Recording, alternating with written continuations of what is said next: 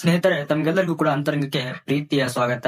60 ವರ್ಷದ ನಂತರವೂ ಕೂಡ ಪ್ರಾಯದಲ್ಲಿರುವಂತಹ ಕುದುರೆಯಂತ ಶಕ್ತಿ ಹೊಂದಬೇಕಾದರೆ ಇವತ್ತು ನಾವು 1948ರಲ್ಲಿ ಅಮೆರಿಕದ ಪ್ರಖ್ಯಾತ ಮಹಿಳಾ ಶಸ್ತ್ರಚಿಕಿತ್ಸಕ, ಅಷ್ಟೇ ಅಲ್ಲದೆ ಗರ್ಭಕೋಶ ತಜ್ಞ ಮತ್ತು ಮಾನವನ ಶರೀರದ ಪ್ರಮುಖ ಭಾಗಗಳಾದ ಮಲಮೂತ್ರ ವಿಸರ್ಜನೆಯ ನರನಾಡಿಗಳಲ್ಲಿ ಹೆಚ್ಚಿನ ಜ್ಞಾನವನ್ನ ಹೊಂದಿರುವಂತಹ ಪ್ರಖ್ಯಾತ ಡಾಕ್ಟರ್ ಅರ್ನಾಲ್ಡ್ ಹೆನ್ರಿ ಕೀಗಲ್ ಅವರು ತಿಳಿಸಿಕೊಡುವಂತಹ ಈ ಆಸನವನ್ನ ದಿನಾಲು ಮಾಡಿ ನೋಡಿ. ಕೇವಲ 2 ವಾರಗಳಲ್ಲಿ ರಿಸಲ್ಟ್ ನಿಮ್ಗೆ ಗೊತ್ತಾಗುತ್ತೆ. ಹಾಗಾದ್ರೆ ಬನ್ನಿ, ಯಾವುದು ಆ ಬ್ರಹ್ಮಾಸ್ತ್ರ ಎಂಬುದನ್ನ ತಿಳಿದುಕೊಳ್ಳೋಣ. ಇವತ್ತಿನ ಈ ವಿಡಿಯೋ ಮಹಿಳೆಯರಿಗೆ ಮತ್ತು ಪುರುಷರಿಗೆ ಸಮಾನಾಂತರವಾಗಿ ಉಪಯೋಗ ಇರುವುದರಿಂದ ಈ ವಿಡಿಯೋವನ್ನ ಕೊನೆವರೆಗೂ ಕೇಳಿ. ಕೇವಲ ಒಂದಿಷ್ಟು ನಿಮಿಷಗಳಲ್ಲಿ ಬ್ರಹ್ಮ ವಿದ್ಯೆಯನ್ನ ಪಡೆದುಕೊಳ್ಳಬಹುದು. ಹಾಗಾದ್ರೆ ಮೊದಲಿಗೆ ಯಾವುದು ಆ ಆಸನ ಮತ್ತು ಅದನ್ನ ಯಾವ ರೀತಿಯಾಗಿ ಮಾಡಬೇಕು ಎಂಬುದನ್ನ ತಿಳಿದುಕೊಳ್ಳೋಣ.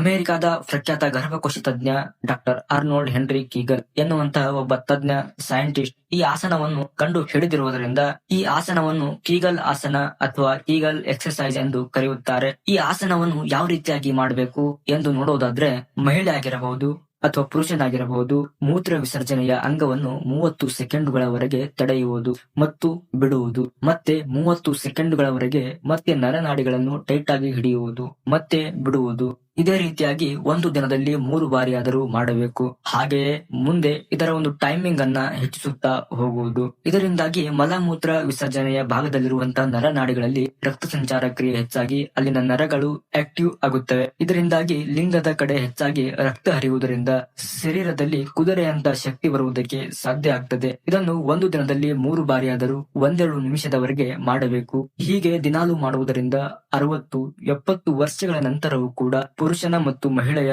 ಮಲಮೂತ್ರ ನರನಾಡಿಗಳಲ್ಲಿ ರಕ್ತ ಸಂಚಾರ ಕ್ರಿಯೆ ಹಾಗೆಯೇ ಪ್ರಾಯದಲ್ಲಿರುವಂತೆಯೇ ಉಳಿದುಕೊಂಡು ನರನಾಡಿಗಳು ಹಾಗೆಯೇ ಆಗಿ ಇರುತ್ತವೆ. ವೀಕ್ಷಕರೇ, ನಾನು ತಿಳಿಸಿಕೊಟ್ಟಿರುವಂತಹ ಮಾಹಿತಿಯಲ್ಲಿ ತಮಗೆ ಯಾವುದಾದರೂ ವಿಷಯ ತಿಳಿಯದೇ ಇದ್ದಲ್ಲಿ ಕಮೆಂಟ್ ಬಾಕ್ಸ್ ನಲ್ಲಿ ನೇರವಾಗಿ ಕಮೆಂಟ್ ಮಾಡಿ. ನಾನು ನಿಮ್ಮೆಲ್ಲರ ಕಮೆಂಟ್ ಗಳಿಗೆ ಉತ್ತರ ನೀಡುವಂತಹ ಕೆಲಸವನ್ನು ಮಾಡ್ತೀನಿ. ನಮ್ಮ ಚಾನೆಲ್ಗೆ ಸಬ್ಸ್ಕ್ರೈಬ್ ಆಗಿ ಮತ್ತು ಲೈಕ್ ಮಾಡಿ.